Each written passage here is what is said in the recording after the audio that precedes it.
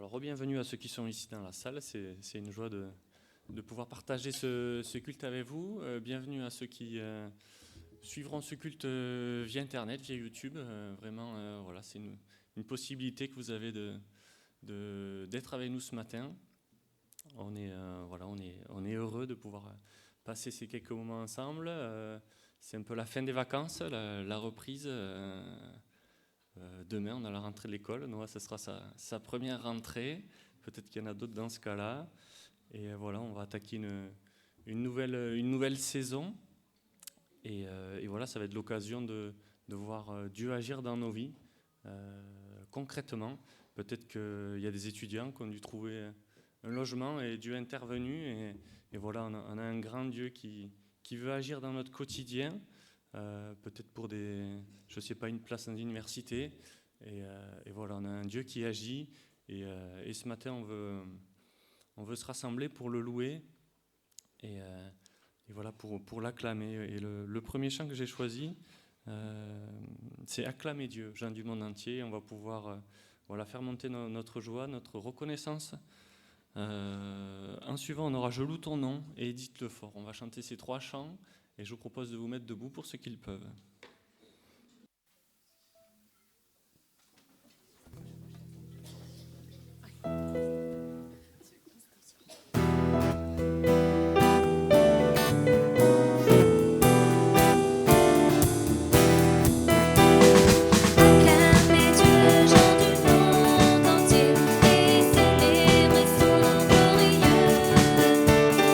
Honorez-le par vos louanges.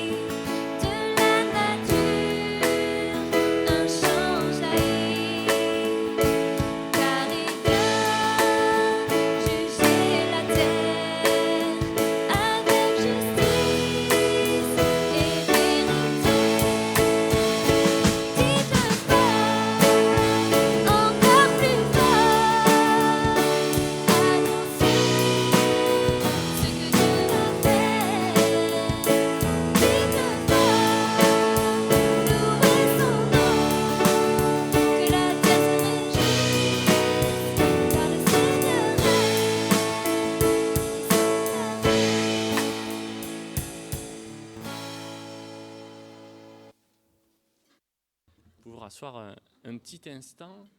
Et là, je vous propose deux chants donc à choisir dans cette liste. Pour ceux qui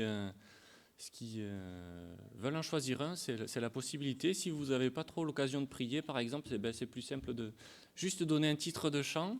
Donc ceux qui n'ont pas l'habitude, peut-être, voilà, je vais vous encourager à choisir un chant. On en aura 2 là dans cette liste. Ah, ça se voit pas super bien. Peut-être si tu peux éteindre les lumières là.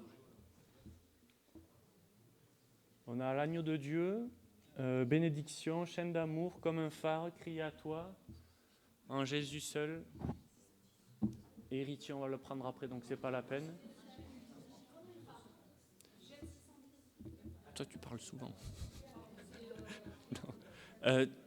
Par là, j'ai entendu comme un phare, et après, on aura le second. Il y aura une deuxième possibilité de choisir.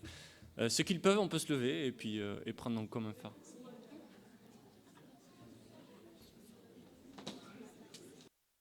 Je ne l'ai pas trouvé, donc c'est lequel numéro? Ah. Et c'est un si bénin.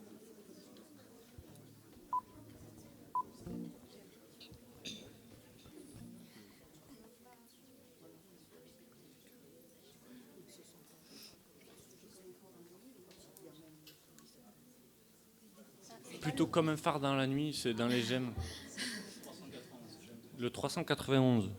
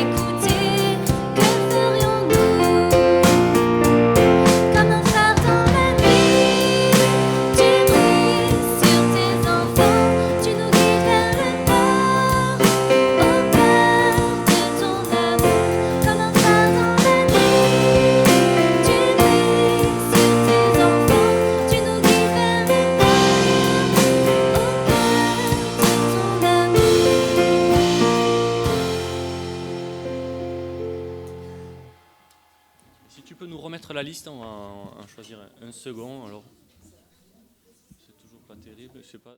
Vous avez la télé, c'est plus lisible.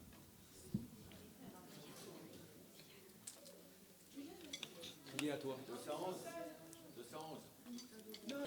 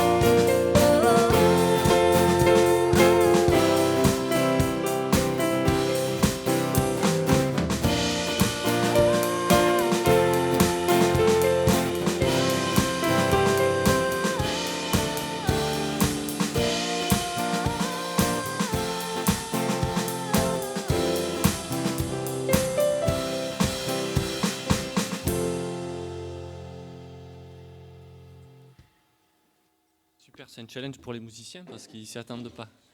Ce que je vous propose maintenant, c'est un petit temps de prière libre. Voilà, on a pu choisir des chants et là, donc, chacun par une petite prière courte, comme ça, on pourrait être plusieurs à louer notre Dieu. Et voilà, je vous invite à le faire vraiment en toute liberté. Oui, décider de venir sur terre pour nous racheter et nous sauver. Alors, on veut juste te louer et te dire merci pour ça. Amen. Je propose maintenant une nouvelle série de 3 chants. Je vais vous lire une partie des paroles et souvent, moi, ça me permet de mieux réaliser ce qu'on va chanter après. Le titre, c'est « Héritier ». Et voilà ce qu'on va chanter. Dieu fait éclater son amour en sacrifiant son Fils. Déclaré juste pour toujours, unis à Jésus-Christ, nous sommes les enfants du Seigneur. Sa grâce nous libère, plus d'esclavage, plus de peur. Nous crions Abba Père. Nous sommes justifiés, bien-aimés, délivrés, en Christ jamais condamnés, héritiers par le Père adopté, scellés pour l'éternité. On peut se lever et prendre ce chant.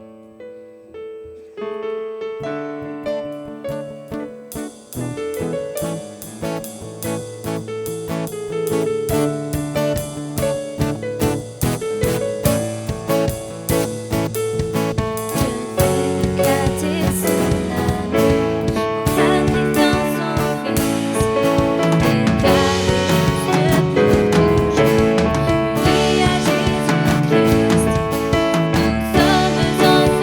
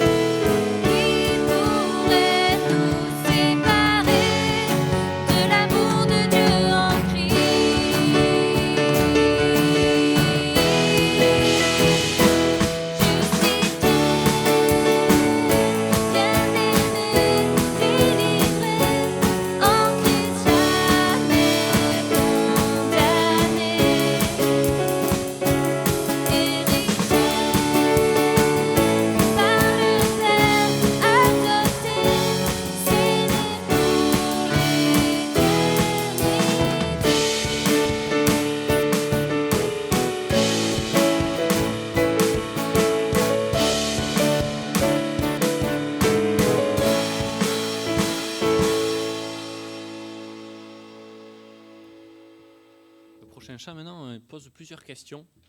Vous pouvez vous asseoir, ça ne va pas durer longtemps. Voilà les questions qu'il pose. Comment osons-nous souillés, impurs, nous approcher du Dieu 3 fois saint? Sa loi exige la perfection. Comment purifier nos cœurs, nos mains? Comment pouvons-nous, peuple infidèle, vivre avec Dieu en intimité?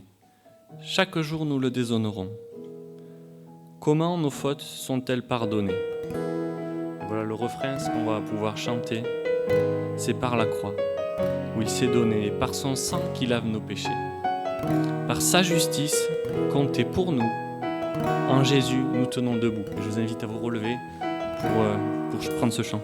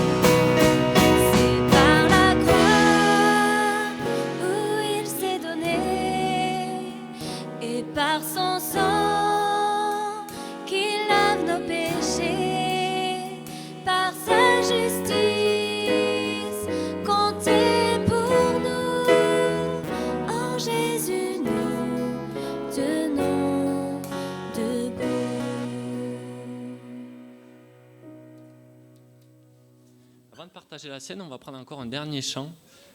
C'est Mon Dieu, par quel amour tu paies un si grand prix pour moi, pour que je sois délivré. Et on peut rester assis si vous voulez pour prendre ce chant. Et puis après, on va partager la scène.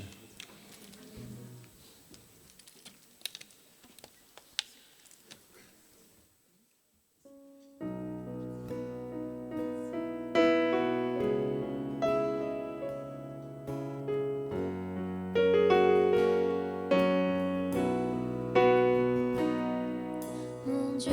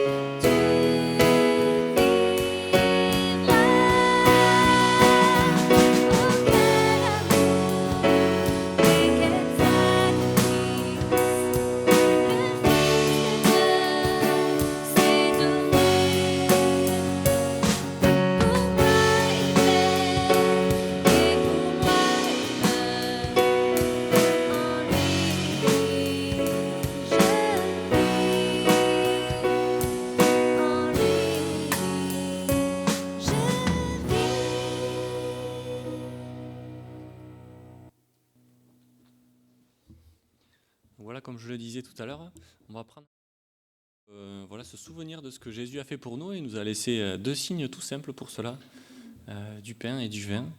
Et voilà, il nous a invités à le prendre en mémoire de lui.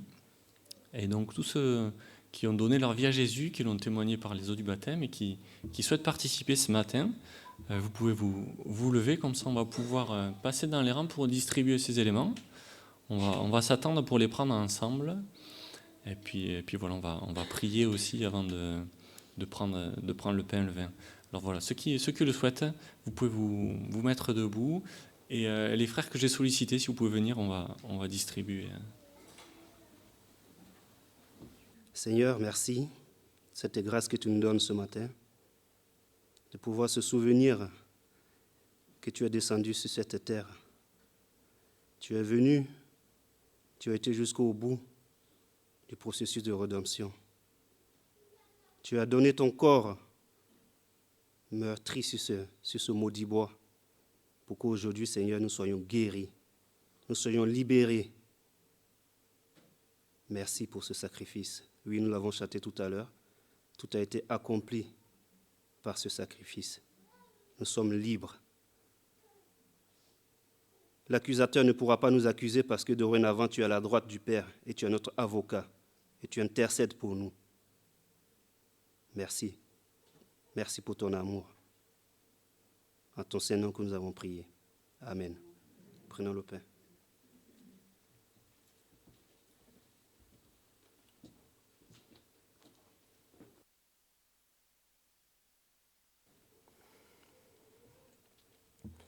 Seigneur notre Dieu,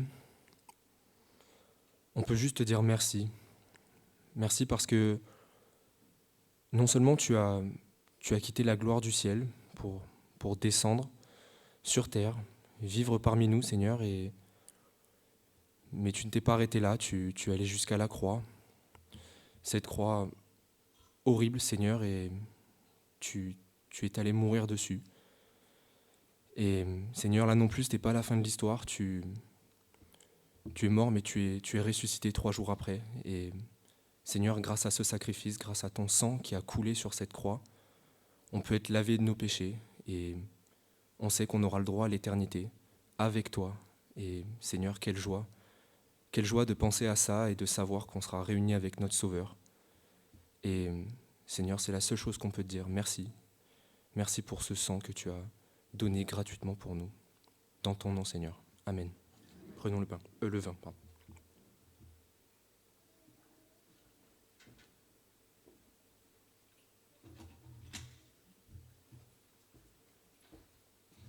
On va ramasser les coupes. Vous pouvez vous asseoir.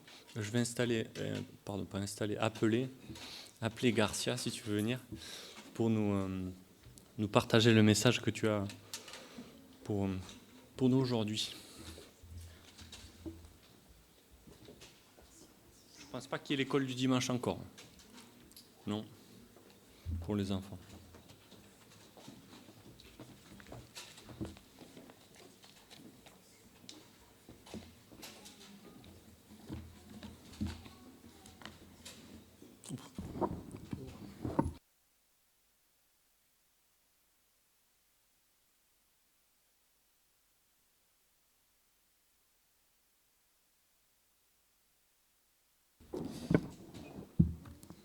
Bonjour à tous. Ouais, c'est bon.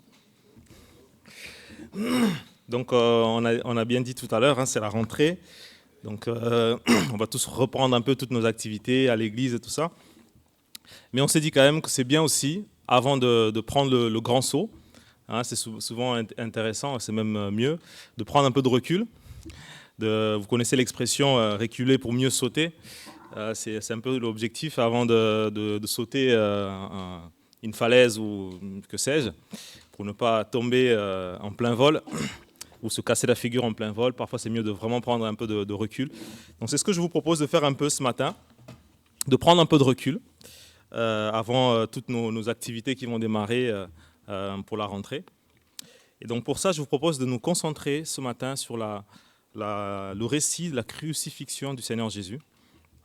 Et nous allons faire un zoom sur 2 personnages qui vont nous intéresser particulièrement. Alors, Donc je vous propose de prendre vos Bibles dans Matthieu, chapitre 26.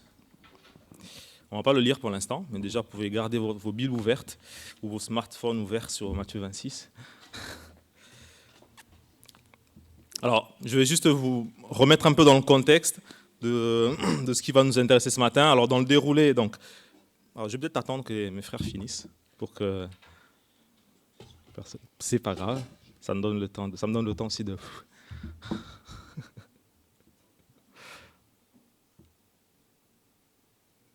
Ok.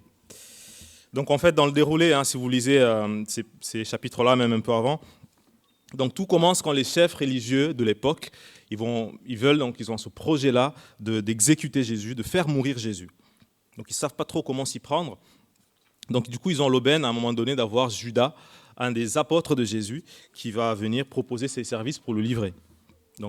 Et juste après, on avance, le soir avant sa mort, donc Jésus va passer un moment un peu particulier, un peu intime avec ses disciples. Il va leur donner quelques enseignements, il va instituer la Sainte Seine qu'on a pris tout à l'heure. Ils vont chanter des cantiques, ils vont aller prier dans un jardin appelé Gethsémane. Et c'est à ce moment-là, à cet endroit-là, que Judas va arriver avec les soldats pour l'arrêter. Jésus est arrêté, il est amené dans la maison du souverain sacrificateur, donc c'est en gros le chef religieux suprême de l'époque. Et donc tous les disciples vont s'échapper, mais il y en a un qui essaye de suivre un peu quand même pour voir comment ça va finir. Donc c'est l'apôtre Pierre. Et donc Jésus va être donc jugé dans un procès injuste, avec plein de témoignages contradictoires, et la sentence va quand même tomber. Voilà, Jésus va être exécuté pour cause de blasphème, selon eux. Du coup, ils ont décidé de l'amener le lendemain, donc pendant ce temps, il restera la nuit dans cet endroit-là, il va être tapé, il va être fouetté, il va recevoir des coups, bref, ça va être un peu particulier. Et c'est à cet instant-là qu'on arrive au texte qui va nous intéresser ce matin. Donc c'est sur Matthieu, chapitre 26, du verset 69, on va commencer. Et on va terminer au chapitre 27, au verset 5. Donc je vais le lire. Cependant, Pierre, donc l'apôtre Pierre, était assis dehors dans la cour. Une servante s'approcha de lui et dit : « Toi aussi, tu étais avec Jésus, le Galiléen. » Mais il le nia devant tous en disant : « Je ne sais pas ce que tu veux dire. » Et comme il se dirigeait vers la porte, une autre servante le vit et dit à ceux qui se trouvaient là : « Celui-ci était aussi avec Jésus de Nazareth. » Il le nia de nouveau avec serment : « Je ne connais pas cet homme. » Peu après, ceux qui étaient là s'étaient approchés et dirent à Pierre : « Certainement tu étais quand même aussi parmi ces gens-là, car ton langage te fait reconnaître. » Alors il s'est mis à faire des imprécations et à jurer : « Je ne connais pas cet homme. » Aussitôt, le coq chanta. Et Pierre se souvint de la parole de Jésus que Jésus avait dite : « Avant que le coq chante, tu me renieras 3 fois. » Étant sorti, il pleura amèrement. Dès que le matin fut venu, tous les principaux sacrificateurs et les anciens du peuple, ils tinrent conseil contre Jésus et l'emmenèrent et le livrèrent à Ponce Pilate, le gouverneur. Alors Judas, qui l'avait livré, voyant qu'il était condamné, fut pris de remords et rapporta les 30 pièces d'argent aux principaux sacrificateurs et aux anciens en disant : « J'ai péché en livrant le sang innocent. » Ils répondirent : « Que nous importe ? Ça te regarde. » Judas jeta les pièces d'argent dans le temple, se retira et alla se pendre. Bon, vous aurez compris le thème ce matin, il sera assez triste. Mais on a vu que Pierre, donc, il a renié Jésus. Et ensuite, il était accablé par une tristesse profonde. On a vu que Judas, il a trahi Jésus et qu'à la fin aussi, il était pris par une tristesse profonde. Donc ces deux histoires sont quand même relatées côte à côte. On a l'impression que Matthieu, l'auteur, a voulu vraiment nous mettre un peu ces deux personnages en face pour qu'on puisse les comparer. C'est ce qu'on va faire ce matin. Donc je vous propose de comparer un peu ces deux personnages, Pierre ou Judas. Et donc ce qu'on va faire, alors pour ceux qui prennent des notes, on va le faire en 3 points. Donc on verra les deux péchés qu'ils ont fait, on va comparer leurs 2 péchés, on va comparer leurs 2 tristesses et finalement on va comparer aussi les 2 sources de tristesse qu'ils ont eues. Alors je commence par le premier point, on va regarder un peu les deux péchés qu'ils ont commis, enfin les péchés qu'ils ont commis chacun. Commençons par Pierre.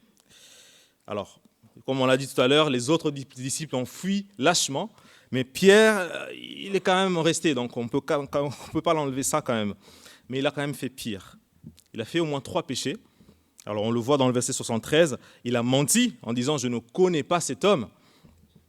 Dans le verset 72, deuxième péché, il a juré faussement. Et la parole le dit d'ailleurs, par exemple en Lévitique 19, qu'on n'a pas le droit, on ne peut pas, on ne doit pas jurer faussement au nom de Dieu. Et Pierre l'a fait en ce moment-là. Troisième péché qu'il a fait, il a juré en faisant des imprécations. Alors, c'est un terme un peu biblique qui veut dire voilà, qu'il se maudissait lui-même. C'est comme s'il disait que j'aille en enfer si je connais cet homme. Mais le pire de tout ça, c'est que Pierre a renié Jésus.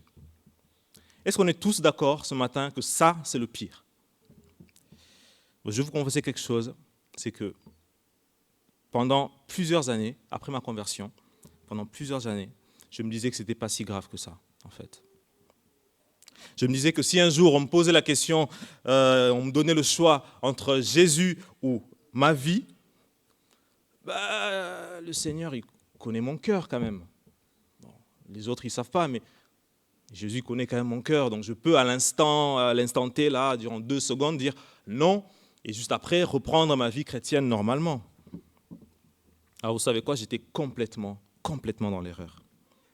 Parce qu'en regardant la Bible, j'ai vu que plusieurs croyants n'ont pas fait ce choix-là que moi j'aurais pu faire. Par exemple, les amis de Daniel qui ont refusé d'adorer un faux Dieu, une statue, au risque de leur vie. Et c'était que pour quelques secondes. Il y avait une trompette, ça a sonné, il fallait juste faire le truc et c'est fini. Ils ont dit non, nous n'adorerons pas ta statue.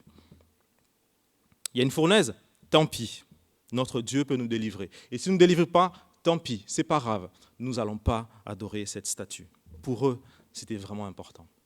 Et j'ai regardé un peu l'histoire de l'Église et j'ai vu que des chrétiens du 1er siècle ont accepté d'être dépouillés, lâchés aux chiens, crucifiés, brûlés comme des torches vivantes. Il y a d'ailleurs un des martyrs les plus connus, c'était Polycarpe en l'an 156, qui devant le choix entre sa vie et le bûcher, à cause de Christ, voici ce qu'il dit, « Il y a 86 ans que je sers le Christ, il ne m'a fait aucun mal. Comment pourrais-je blasphémer contre mon roi ?» Il a accepté le bûcher. Pour eux, c'était important aussi. Et quand je regardais dans l'actualité, on a prié tout à l'heure pour nos frères et sœurs qui sont persécutés partout dans le monde et pour qui, devant qui on met le choix entre, par exemple, l'islam et Jésus, entre les régimes totalitaires et Jésus. Pour eux, le choix est évident, la réponse est évidente, quoique difficile, mais évidente. Jésus avant tout. Pour eux, c'est important. Mais plus que pour eux, pour Jésus, c'est important. C'est ce que Jésus va dire en Matthieu chapitre 10, verset 32. Il dit, « C'est pourquoi toute personne qui se déclarera publiquement pour moi, je me déclarerai moi aussi pour elle devant mon Père. Mais celui qui me reniera devant les hommes, je le renierai aussi, moi, devant mon Père céleste. » Non, c'est logiquement, ce qu'il veut vraiment dire, c'est que voilà, si nous disons, je ne connais pas cet homme, Jésus dira la même chose. Je ne connais pas cet homme. Et plus précisément pour Pierre, à savoir qu'il n'a pas renié la nature de Jésus. On ne l'a pas demandé, est-ce que tu penses qu'il est le Messie? Il a dit non. Non, c'est même pas ça. Il a renié le connaître. Il a refusé à cet instant-là de s'identifier comme un disciple de Jésus lorsque la question lui a été posée. Et pour nous, à quel point sommes-nous prêts, et je le dis avec crainte, mais à quel point sommes-nous prêts à prendre Jésus au sérieux? À quel point sommes-nous prêts à être cohérents avec notre foi? Est-ce que je suis prêt à m'identifier à Christ, à ses enseignements, à son éthique, à sa personne, devant le monde, même si ça me coûte ma sécurité, mon confort ou ma vie? Que Dieu nous vienne en aide. Parlons de Judas maintenant. Judas, malgré l'amitié, l'intimité et son service dévoué pour Jésus pendant 3 ans quand même, ce n'était pas n'importe qui. Mais voici ce qu'il va faire donc, en Matthieu 26, verset 14. Alors l'un des 12, appelé Judas l'Iscariote, alla vers les chefs des prêtres et dit « Que voulez-vous me donner pour que je vous livre Jésus ?» Ils lui payèrent 30 pièces d'argent. Et dès ce moment, il se mit à chercher une occasion favorable pour trahir Jésus. C'était quand même un péché grave, la parole de Dieu le dit. Par exemple, en Deutéronome 27, 25, qui va s'afficher, je crois, « Maudit soit celui qui accepte un pot de vin pour verser le sang innocent. » Et tout le peuple dira Amen. Mais c'est exactement ce que Judas avait fait. Pour quelle raison il a fait ça? On ne sait pas trop. L'amour de l'argent peut-être, ou peut-être une désillusion, peut-être que Jésus n'était pas le Messie qu'il attendait, comme beaucoup pensaient à ce moment-là. Bon, la Bible ne le dit pas clairement, mais quoi qu'il en soit, Jésus dit clairement que les conséquences étaient graves. Matthieu 26, toujours dans le chapitre 26, dans le verset 24, Jésus va dire « Le Fils de l'homme s'en va, conformément à ce qui est écrit à son sujet. Mais malheur à l'homme par qui le Fils de l'homme est trahi. Mieux vaudrait pour cet homme qu'il ne soit pas né. » Donc pour Jésus, les péchés de Pierre et de Judas étaient vraiment graves et dignes du jugement de Dieu. Ils en ont été conscients, je pense, les deux. Et c'est peut-être pour ça qu'ils ont eu cette tristesse qu'on a vue dans le texte qu'on a lu tout à l'heure, cette tristesse importante. Mais du coup, je sais que ce sera mon deuxième point, c'est ce que je vous propose de voir. On va regarder les deux tristesses, on va comparer les deux tristesses de Pierre et de Judas. Commençons par Pierre. Matthieu 26, 75, on l'a lu tout à l'heure, je le relis. Pierre se souvint alors de ce que Jésus lui avait dit. « Avant que le coq chante, tu me renieras 3 fois. » Il sortit et pleura amèrement.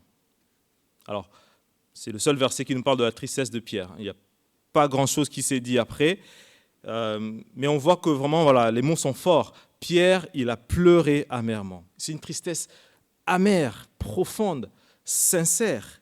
Ça a même dû durer dans le temps, parce que si on voit Marc, quand il parle du même épisode, en Marc chapitre 14, verset 72, il va dire, aussitôt, pour la seconde fois, un coq chanta. Pierre se souvient alors de ce que Jésus l'avait dit, avant que le coq chante, 2 fois, tu me renieras 3 fois. Et en y réfléchissant, il pleurait. En y réfléchissant, il pleurait. Donc c'est comme si vraiment, pendant un moment, Pierre, il a dû cogiter longtemps en disant, c'est pas bien ce que j'ai fait. Et à chaque fois, il pleurait. Mais posons-nous la question, qu'est-ce qui a provoqué la tristesse de Pierre?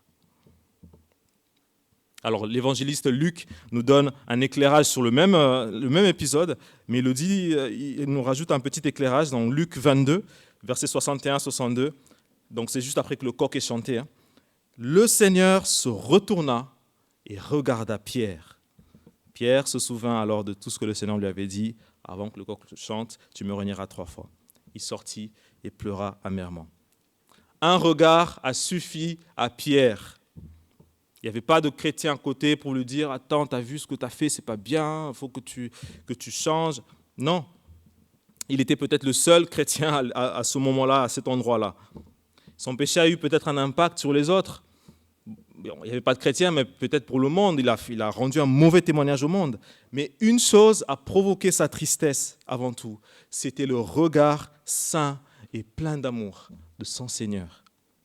C'était vraiment la compréhension d'avoir attristé son Sauveur. C'est la compréhension d'avoir fait vraiment du mal au Dieu de l'univers qu'il devait aimer par-dessus tout. C'est un peu comme David, je ne sais pas si vous connaissez l'histoire, David qui avait fait une chose terrible, il a fait du mal à plusieurs personnes, il a couché avec Bathséba, donc adultère, il a tué son mari, donc meurtre, il a rendu un mauvais témoignage par ce qu'il a fait au peuple. Mais malgré ça, il va dire quelque chose de bizarre. En Psaume 51, verset 6, « J'ai péché contre toi seul. J'ai fait ce qui est mal à tes yeux. » Comment est-ce qu'il peut dire ça? Contre toi seul, contre Dieu seul. Ben, c'est parce qu'il a compris que Dieu était le premier concerné par son péché. Aujourd'hui, certains vont minimiser le péché en le focalisant uniquement sur les effets qu'il va avoir sur les autres. On entend souvent des phrases « j'ai fait du mal à personne, donc je ne vois pas pourquoi c'est mal. » Ou « personne n'a vu, c'est bon, donc il n'y a pas d'impact, c'est bon. » Alors le pire que j'ai entendu, c'est « si les deux sont consentants, c'est bon. » Alors, une fois dans le groupe de jeunes, petite anecdote, quand on parlait d'immoralité sexuelle, on a eu quelqu'un qui a sorti cet argument-là. On dit, je ne vois pas pourquoi c'est mal, parce que si les deux sont consentants. Alors, je me rappelle de la phrase d'une sœur, ça m'a touché jusqu'à aujourd'hui, je ne l'ai pas oublié. Elle a dit, si les deux sont consentants, il y a un troisième qui n'est pas consentant. C'est Dieu. Et c'est lui le plus important. Vous aurez compris, Dieu est le premier offensé par le moindre péché qu'on commet, qui ait des conséquences visibles aujourd'hui ou pas sur les autres. Et c'est ce que Pierre avait compris. Il a vraiment saisi ça. Et donc, du coup, il a eu cette vraie tristesse, cette tristesse qui mène à la vraie repentance, cette tristesse qui est orientée, premièrement, envers Dieu. Et Judas, alors ? Donc, si on relit Matthieu 27, là où on était, alors, verset 3 au verset 4, je vais lire. Alors, Judas, qui l'avait livré, voyant qu'il était condamné, il fut pris de remords et rapporta les 30 pièces d'argent aux principaux sacrificateurs et aux anciens en disant « J'ai péché en livrant le sang innocent. » Ils répondirent « Que nous importe, cela te regarde. » Je vous pose la question, qu'est-ce qui a déclenché la tristesse de Judas ? Le texte il est assez clair. Voyant qu'il était condamné. Voyant qu'il était condamné. Donc il fut pris de remords après qu'il ait vu que Jésus était condamné. Donc sa tristesse ne venait pas d'un regard de Jésus ou des paroles de Jésus qui se seraient souvenues. Sa tristesse venait uniquement du fait qu'il a vu les conséquences de ses actes. Et simplement, voilà, c'est ça qui a provoqué sa tristesse. Alors, est-ce qu'on peut déterminer clairement que sa tristesse était superficielle à cause de ça ? Pas encore. Mais déjà, on a un premier point, c'est qu'on voit que son premier réflexe, ce n'était pas d'aller confesser son péché à Dieu, d'aller pleurer à Dieu. Son premier réflexe, c'était d'aller régler le souci, régler le problème avec les hommes. Donc ça, c'est un petit indice. Donc il voit les conséquences, il veut régler le problème, mais Dieu n'est pas dans l'équation. Donc ça, c'est un premier indice que sa repentance n'était pas réelle. Mais quand même, en lisant ce texte, en le préparant, j'ai vraiment eu du mal, parce qu'à un moment, on peut quand même se dire, peut-être que c'était quand même une tristesse qui était réelle. Parce qu'on serait là, vraiment, sans Bible, sans rien, on serait là à côté, on verrait Judas venir avec les remords, avec les 30 pièces d'argent en train de le balancer au temple. Qu'est-ce qu'on aurait dit ? On le voit vraiment triste, on voit qu'il veut réparer ses fautes. Ça, c'est la parole qui nous le dit aussi, hein. On fait le mal, quand c'est possible, on doit essayer de le régler. Donc on aurait pu dire que sa repentance est peut-être réelle. Et on voit que dans son discours, au verset 4, en Matthieu 27, il va utiliser des termes bibliques. « J'ai péché, j'ai livré un sang innocent. » Mais sa repentance n'était pas authentique, parce qu'il lui manquait quelque chose de très important, qui d'ailleurs va l'amener au suicide. Qu'est-ce qui lui manquait à Pierre ? Pour le comprendre, je vous laisse regarder en 2 Corinthiens 7, verset 10, comment Paul il définit la tristesse qui est selon Dieu, et il compare la tristesse selon Dieu à la tristesse du monde, la vraie repentance et la fausse repentance. Il dit, en effet, la tristesse selon Dieu produit une repentance qui conduit au salut et que l'on ne regrette jamais, tandis que la tristesse du monde, elle produit la mort. Donc il dit, une repentance authentique, elle amène au salut. Et on le sait tous. Comment est-ce qu'on est sauvé ? On est sauvé par la foi. On est sauvé par la repentance et par la foi. Donc une vraie repentance qui amène au salut, elle est forcément couplée à la foi. J'ai entendu quelqu'un prier tout à l'heure en parlant de 2 sœurs, la repentance, l'obéissance liée à la foi. Les deux c'est pas la même chose, hein. La repentance c'est la repentance, la foi c'est la foi, mais les deux marchent toujours ensemble. On ne peut pas juste dire, moi j'ai la foi, mais je n'ai pas de repentance. Je crois en Jésus, mais je fais ma vie. Non, ça ne marche pas. Ça marche pas. Et on ne peut pas juste dire, moi j'ai la repentance, j'ai le remords, mais Jésus, c'est pas moi, c'est pas pour moi. Non, ça ne marche pas non plus. Ça, c'est à ça que ressemble la tristesse du monde. Faites l'expérience demain avec vos amis non chrétiens. Posez la question, est-ce qu'ils pensent qu'ils sont parfaits ? Tout le monde dira, non, on n'est pas parfait. Moi, je ne suis pas parfait, évidemment. Donc tout le monde a une conscience finalement de son péché. Mais le problème, c'est qu'ils s'arrêtent là. Ils ne vont pas plus loin. Je suis parfait, mais je ne suis pas pire que lui. Je ne suis pas parfait, mais je fais quand même des bonnes choses. Je ne suis pas non plus... Judas pourrait dire, je ne suis pas parfait, mais j'ai rendu les 30 pièces d'argent. L'être humain reconnaît facilement peut-être son péché, mais il a toujours confiance en lui-même et en ses œuvres, et pas en Jésus. Et ça ne marche pas. Nos œuvres ne sont pas suffisantes. Nos meilleures œuvres, nos bonnes œuvres ne sont pas suffisantes pour compenser notre péché devant le Dieu trois fois saint. Il faut la repentance et la foi. Et c'est ça qui manquait à Judas.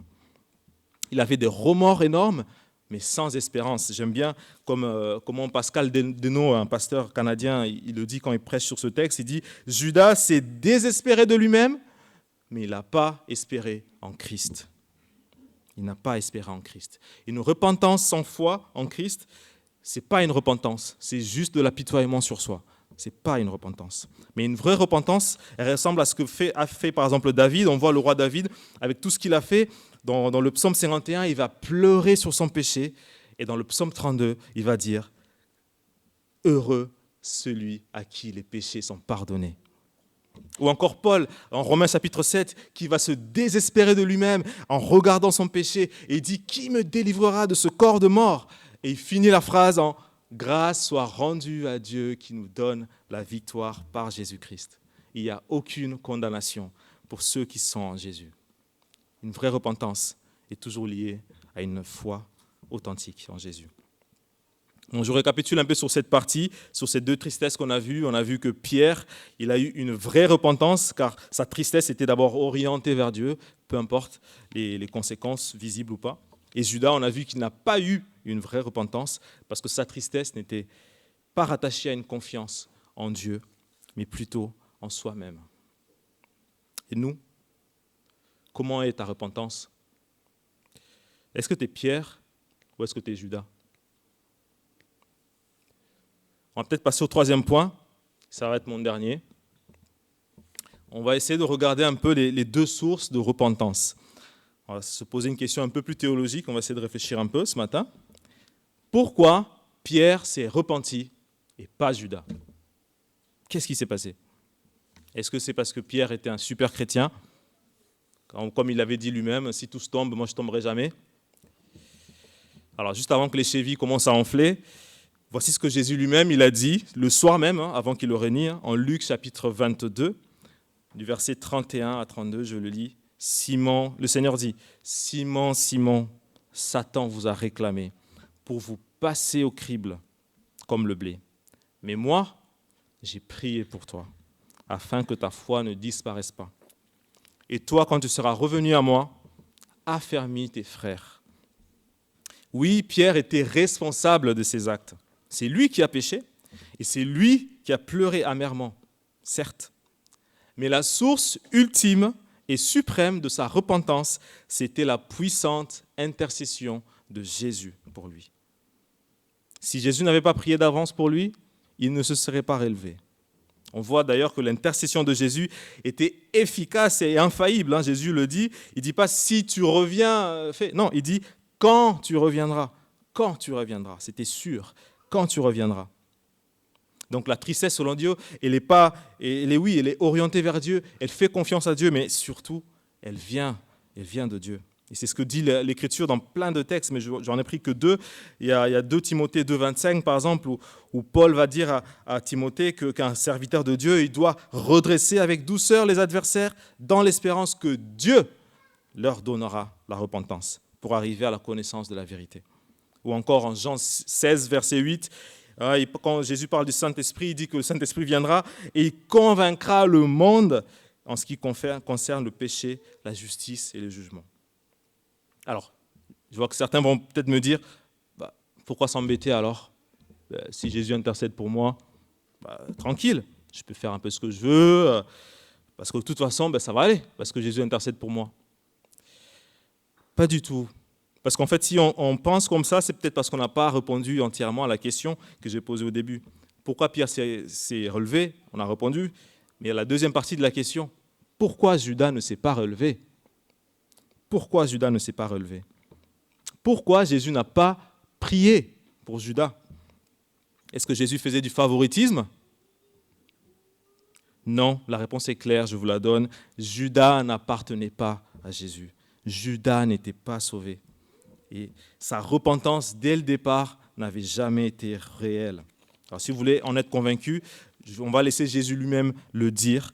En Jean chapitre 17, alors, toujours le même soir, avant qu'il soit arrêté, il a passé un temps avec les disciples et il a passé un temps de prière. Il priait pour les disciples. Et voici ce que Jésus va dire en Jean 17, verset 6. Il dit au Père, « Je t'ai fait connaître aux hommes que tu m'as donnés du milieu du monde. Ils étaient à toi et tu me les as donnés. Ils ont gardé ta parole. » En versets 8 et 9, Jésus continue, « En effet, je leur ai donné les paroles que tu m'as données. Ils les ont acceptées. Ils ont vraiment reconnu que je suis sorti de toi et ils ont cru que tu m'as envoyé. Et donc, c'est pour eux que je prie. Je ne prie pas pour le monde, mais pour ceux que tu m'as donnés, parce qu'ils sont à toi. » Donc Jésus est clair, Jésus ne prie que pour ceux qui ont réellement reçu sa parole, reconnu qu'il est le Fils de Dieu et cru en lui. Et visiblement, ce n'était pas le cas de Judas. Parce que Jésus va le préciser toujours dans le même chapitre 17. Dans le verset 11, il dit « Désormais, je ne suis pas dans le monde, je ne suis plus dans le monde, mais eux, ils sont dans le monde, tandis que je vais vers toi. Père, garde-les en ton nom, ce nom que tu m'as donné, afin qu'ils soient un comme nous. Lorsque j'étais avec eux, je les gardais en ton nom. J'ai protégé tout ce que tu m'as donné, et aucun ne s'est perdu, sauf le fils de la perdition, afin que l'Écriture soit accomplie. » Jésus l'appelle le fils de la perdition. Jésus ne faisait pas partie de ceux qui avaient cru en lui, avaient reconnu qui il était et qui avaient accepté ses paroles. Il devait peut-être suivre Jésus pour d'autres raisons que Jésus lui-même. Il faisait partie peut-être de nos fameux chrétiens non pratiquants ou de nos chrétiens de nom, simplement. Ceux qui reçoivent la parole, ils reçoivent, mais que ça ne porte jamais de fruits. Ceux pour qui l'Église ou Jésus, c'est juste un moyen pour eux d'obtenir ce qui leur manque, une vie sociale, un moyen de se rassurer. Bref, ceux pour qui Jésus n'est pas le Seigneur et le Sauveur. Mais certes, Dieu est souverain et l'Écriture devait s'accomplir, c'est vrai, mais Judas était aussi totalement responsable de ses actes. Lui-même, il dit d'ailleurs que j'ai péché, c'est pas le diable qui m'a poussé ou l'Écriture, non, j'ai péché, j'ai livré le sang innocent, c'est lui qui l'a fait. Et c'est pas comme si Jésus ne l'avait pas averti. À plusieurs fois, il a entendu les paroles de Jésus, qu'il appelle tout le monde à renoncer à soi-même, à porter sa croix, à s'humilier comme un enfant, à vivre dans l'obéissance. Il a entendu ça pendant 3 ans, tout le temps. Il a même eu des avertissements directs de Jésus qui annonçaient un jugement sévère à celui qui allait le trahir. Il a tout entendu, mais il a persisté dans son péché jusqu'au bout. Par son endurcissement, il s'est lui-même exclu du cercle de protection de Jésus. Et ça, c'est triste. Les amis, on ne se moque pas de Dieu. Chacun récoltera ce qu'il sème. Christ intercède pour son peuple, pour ceux qui se confient en lui, pour ceux qui sont attachés à sa parole, mais aucunement pour ceux qui jouent un double jeu. Ceux dont le cœur n'est pas attaché à lui. Et je repose ma question. Est-ce que tu es Pierre ou est-ce que tu es Judas? Alors si tu es Pierre, j'ai peut-être une bonne nouvelle pour toi, c'est que cette vérité que Christ intercède pour son peuple, elle est tellement importante, avec des implications énormes. Il y en a tellement, j'en ai juste pris que 4, pas plus. La première implication, c'est que ça nous pousse à la crainte et au tremblement. C'est Paul qui va le dire en Philippiens 2, versets 12 à 13. « Ainsi, mes bien-aimés, vous qui avez toujours obéi, non seulement quand j'étais présent, mais bien plus encore maintenant que je suis absent, mettez en œuvre votre salut avec crainte et profond respect. En effet, c'est Dieu qui produit en vous le vouloir et le faire pour son projet bienveillant. Vu que c'est Dieu qui agit en nous, vu que c'est le Dieu saint qui agit à travers nous et que c'est lui qui nous assure la victoire, mais Quoi de mieux pour nous motiver, nous pousser à le servir, à l'obéir, à vivre pour lui avec crainte. Deuxième implication du fait que Jésus intercède pour son peuple, qu'il garde son peuple, ça nous pousse à l'encouragement et à la louange. Parce qu'après tout, qu'est-ce qui t'assure que demain matin, tu vas te lever en étant chrétien? Qu'est-ce qui t'assure que jusqu'au dernier jour, quand Christ reviendra, tu auras toujours la foi? Et à qui reviendra la gloire, d'ailleurs? J'ai rencontré beaucoup d'amis qui m'ont dit que voilà, ils ne se sentaient pas à l'aise, ils ne se sentaient pas prêts à s'engager envers Jésus parce qu'ils sentaient qu'ils n'allaient pas tenir jusqu'au bout. Ils voyaient que l'exigence était un peu élevée et ils pensent qu'ils ne pourront pas arriver jusqu'au bout. Et c'est vrai que quand on regarde les exigences de la parole et surtout derrière quand on voit les tentations qu'on peut avoir, les faux prophètes, et parfois nos cœurs qui nous jouent des tours, il y a tellement de choses qui peuvent nous éloigner de Dieu. Et c'est un peu à ça que Jude va écrire sa lettre. Il va motiver tout le monde, nous motiver à lutter contre les faux prophètes et tout ça. Mais il finit sa lettre avec une phrase un peu bizarre, on va dire. En Jude chapitre 1, je vais le lire, versets 24 à 25. Après tout ce qu'il a dit, toutes les exhortations qu'il a dit, il dit « À celui qui peut vous garder de toute chute et vous faire paraître devant sa gloire, irréprochable et dans l'allégresse, oui, à Dieu seul, sage, qui nous a sauvés par Jésus-Christ notre Seigneur, appartiennent la gloire, la majesté, la force et la puissance, maintenant et pour l'éternité. » Amen. Quel encouragement de savoir que c'est Jésus qui nous garde de toute chute. Et toute la gloire revient à lui. Troisième implication, le fait que Jésus nous garde, mais ça nous pousse aussi à l'humilité et à la dépendance. Parce que si nous sommes repentis cette semaine de notre péché, ce n'est pas juste parce que tu es un chrétien mûr et fort et tout ce qui va bien. C'est avant tout et suprêmement, surtout, à cause de l'intercession parfaite de notre grand souverain sacrificateur dans les cieux. C'est Christ qui intercède pour nous. Et ça nous pousse à l'humilité, ça nous pousse à dépendre de Dieu constamment, tout le temps, parce qu'on sait que même nos bonnes œuvres, en fait, elles sont le fruit de sa grâce. C'est ce que Paul va dire en 1 Corinthiens 15, verset 10. Il dit « Mais par la grâce de Dieu, je suis ce que je suis, et sa grâce envers moi n'a pas été sans résultat. Au contraire, j'ai travaillé, donc c'est moi qui travaille, c'est vrai. J'ai travaillé plus que tous, mais non pas moi, toutefois, mais la grâce de Dieu en moi.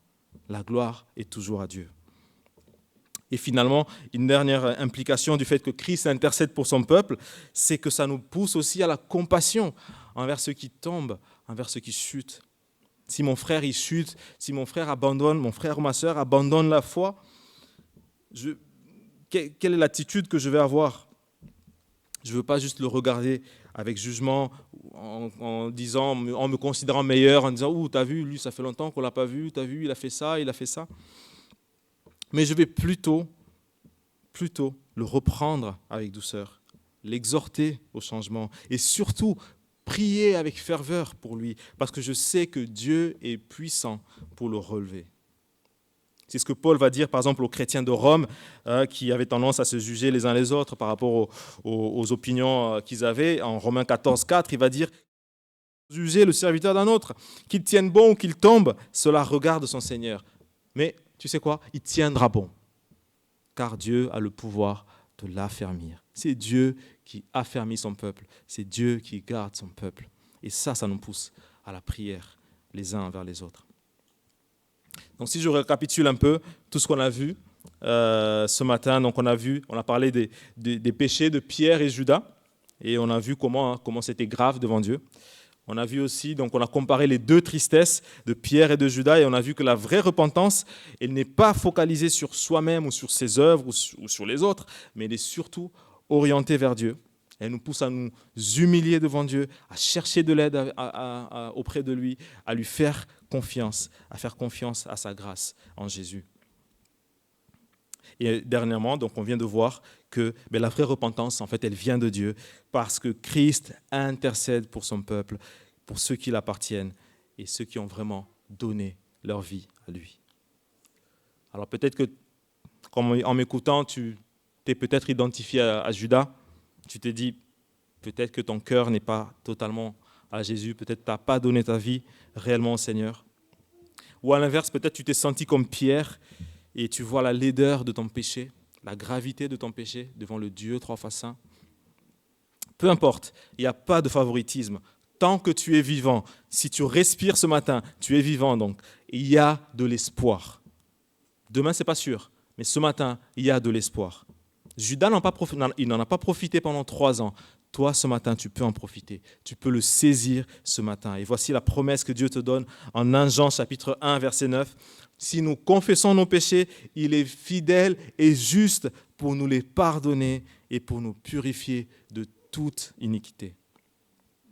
Peu importe où tu es, peu importe où tu en es, peu importe ce que tu as fait, si tu confesses ton péché à Dieu humblement, le sang de Jésus peut te purifier entièrement. Est-ce que tu veux le faire confiance? Est-ce que tu veux le faire dès ce matin? Fais comme Pierre, qui lui, il s'est réellement repenti, sincèrement. Et qu'est-ce qu'on voit d'ailleurs dans la suite? On voit que Pierre, il revoit Jésus et Jésus l'a totalement pardonné. Il a même encouragé à l'aimer humblement.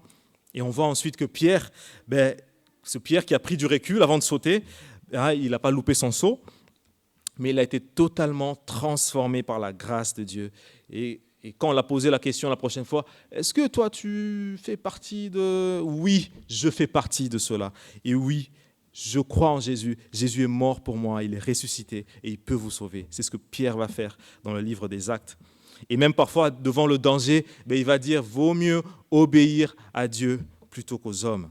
Donc on voit vraiment un Pierre qui est totalement transformé par la grâce de Dieu et fortifié par l'Esprit. Et on le voit vivre intensément pour Dieu.